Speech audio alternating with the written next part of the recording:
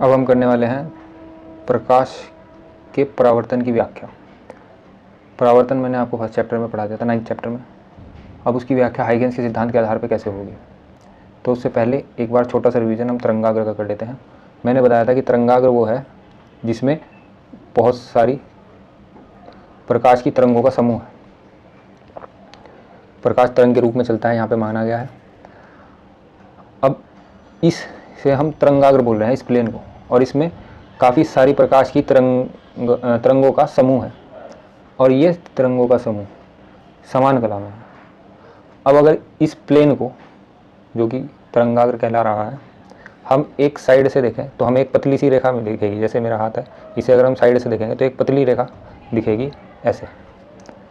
बस इतना ही मुझे आपको बताना था। अब हम इसका परावर्तन का जो डायग्राम है वो बनाना शुरू करेंगे।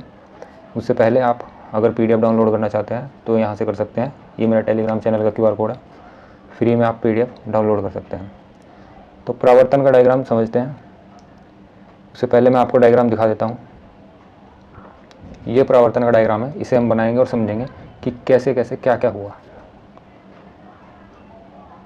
तो सबसे पहले एक ये परावर्तक तल हमें चाहिए।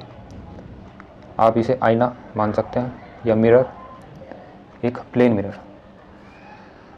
अब वो तरंगाग्र इस तरह से आया,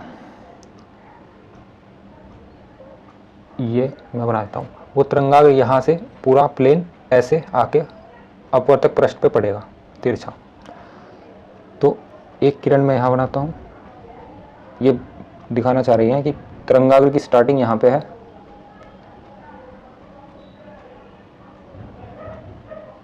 और एंडिंग यहाँ पे। तो ये वाली लाइन वो पतली सी रेखा है ऐसी, जो कि एक तरंगाग्र को दिखा रही है। अगर इसे साइड से देखोगे तो एक पूरा प्लेन है, लेकिन इस तरीके से हमें सिर्फ एक रेखा दिखेगी। तो इसे हम नाम देते हैं A, इसे नाम देते हैं B। अब ये वाली साइड तो मिरर से इस टाइम टकरा चुकी है, और B वाली साइड अभी वायु में ही है। तो जैसे जैसे ये तरंगाग्र आगे बढ़ेगा, इस तरीके से आगे बढ़ता रहेगा, तो यहाँ पे तरंगें टकराती रहेंगी और रिफ्लेक्ट होती रहेंगी इस तरीके। तो यही मुझे आपको समझाना था। जब ये तरंगें इससे टकराएंगी तो हाइगेंस के सिद्धांत के अनुसार द्वितीयक तरंगिकाएं उत्पन्न होंगी, और द्वितीयक तरंगिकाएं इस तरीके से उत्पन्न होंगी पूरी गोलाई में। जब इस तरह से तरंगिकाएं उत्पन्न होंगी, अभी फिलहाल के मैं साफ कर देता हूँ, तो वो हर जगह से होंगी। और जब B वाली किरण यहाँ तक पहुँच जाएगी तो इससे भी द्वितीयक तरंगिकाएं यहाँ पे ऐसे गोलाई में उत्पन्न होंगी। तो हमने माना है कि जब B वाली लाइन यहाँ पे पहुंची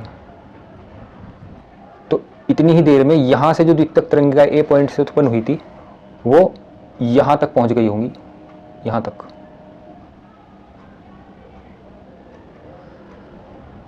तो इसलिए हम कह सकते हैं कि जो ये है,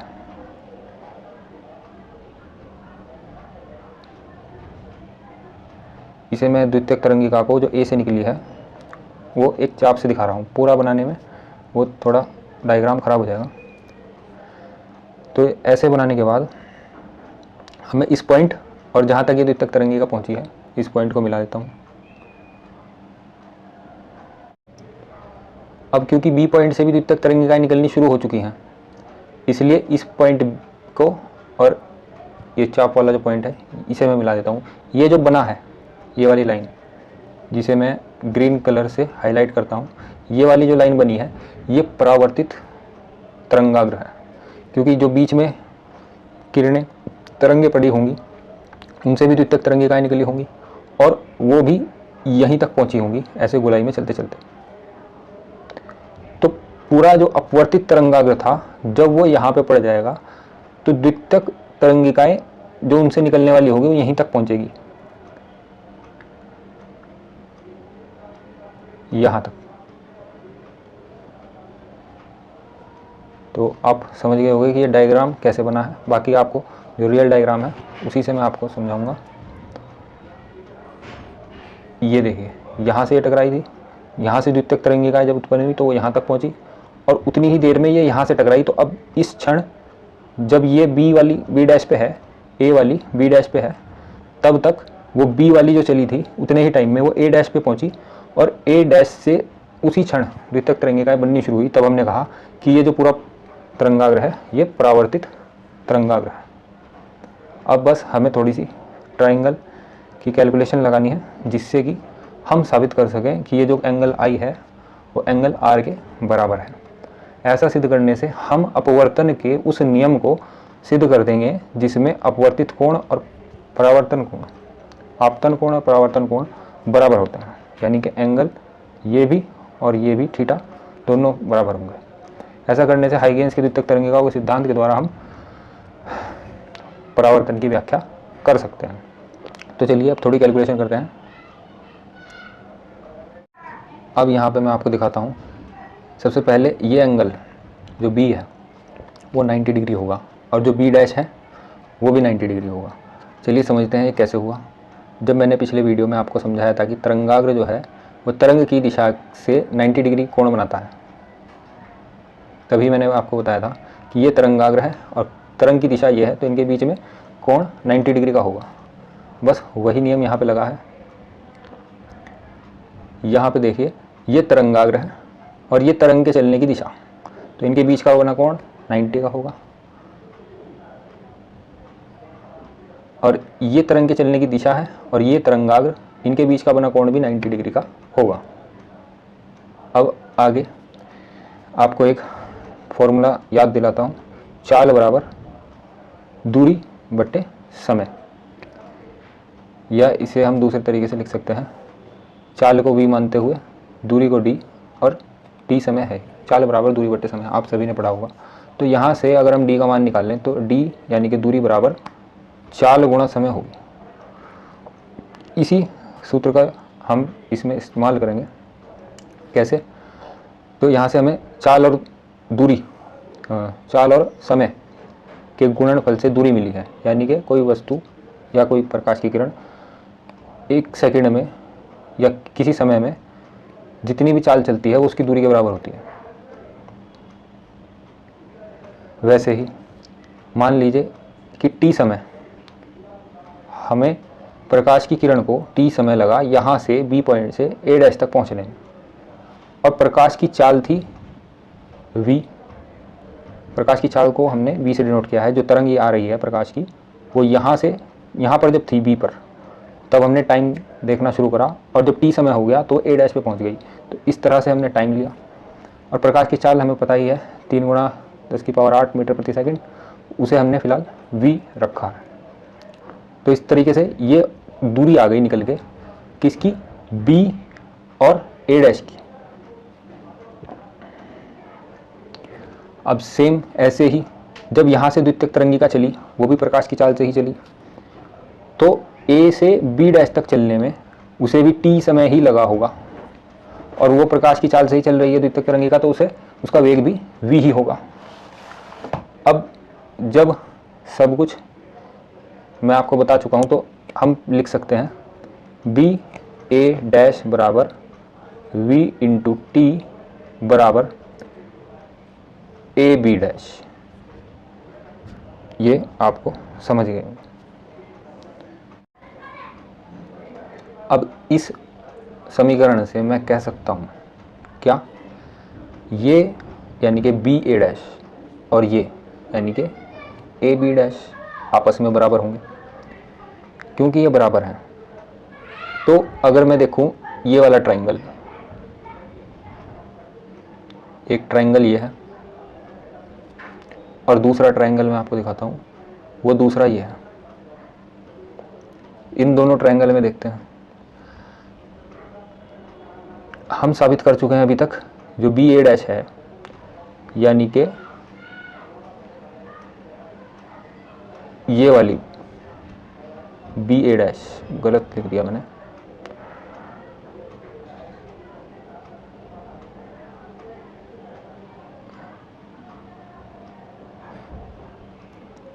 ये बी ए डैश और बी डैश ए या ए बी डैश, तो ये दोनों भुजाएं, ये वाली और ये वाली, दो त्रिभुजों में दो भुजाएं हमने बराबर सिद्ध कर चुके हैं, और एक भुजा कॉमन है यानी कि वो पहले से ही बराबर हो जाएगी, और एक एंगल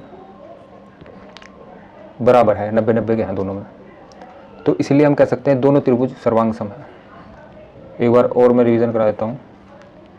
हमने सिद्ध क्या किया था, ये सभी को दिख रहा है कि ये भुजा दोनों में कॉमन है, इस ट्रायंगल में भी और इस ट्रायंगल में भी। तो ए डैश कॉमन है, पहला पॉइंट। दूसरा ए बी डैश और A dash B, A B dash A dash B, ये बराबर हैं, तो दो भुजाएं बराबर हो गई। उसके बाद ये बी और बी डैश वाला एंगल, यानी कि angle A B A dash बराबर है angle A B dash A dash के। तो ये तीन चीज़ें जब एक ट्रायंगल में कोई दो भुजा और एक एंगल जब बराबर हो जाए तो हम कह सकते हैं कि दोनों त्रिभुज सर्वांग सम है। जब ये सर्वांग सम है तो हम एक बात कह सकते हैं कि ये वाला एंगल जो कि आई है और ये वाला एंगल जो कि आर है, आई और आर भी आपस में बराबर होंगे। बस यही हमें सिद्ध करना था। यही अपवर्तन का नियम भी है, आपतन कोण बराबर अपवर्तन कोण।